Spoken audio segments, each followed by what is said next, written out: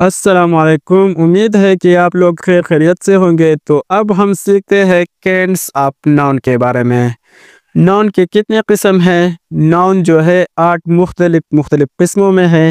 پہلے نمبر پہ ہے کانکریٹ ناؤنز۔ کانکریٹ ناؤنز کسے کہتے ہیں؟ انگلش میں اس کی ڈیفینیشن ہے physical thing that you can touch, وہ چیزیں جو باڈی رکھتے ہو اور ہم اسے ٹچ کر سکتے ہیں، جیسا کہ فار ایگزامپل وال، بریک، شوگر، بکٹ، مین، ڈاگ، کیٹ، شہزاد ایک لڑکے کا نام ہے، موبائل وغیرہ۔ دوسرے نمبر پہ ہمارے پاس ہے abstract noun۔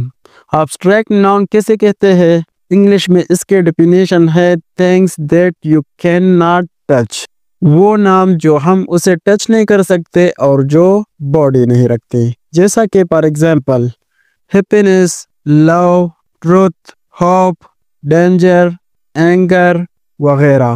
تیسرے نمبر پہ ہمارے پاس ہے countable nouns۔ countable nouns کیسے کہتے ہیں؟ انگلش میں اس کے ڈیفینیشن ہے the nouns which you can count، وہ نام جو آپ گن سکتے ہیں، جیسا کہ for example books، pen، man، car وغیرہ۔ یہ وہ چیزیں ہیں جو ہم گن سکتے ہیں، تو اس ناموں کو countable noun کہتے ہیں۔ 4 نمبر پہ ہمارے پاس ہے uncountable nouns۔ uncountable nouns کیسے کہتے ہیں؟ انگلش میں اس کے ڈیفینیشن ہے the nouns which you cannot count، جیسا کہ for example flour، oil، sugar، honey، salt، sand، salt وغیرہ۔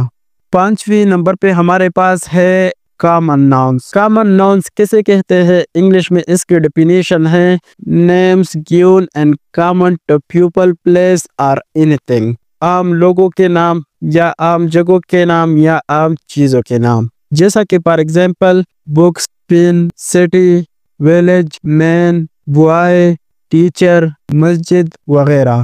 یہ سب common noun ہے، یعنی عام نام ہے۔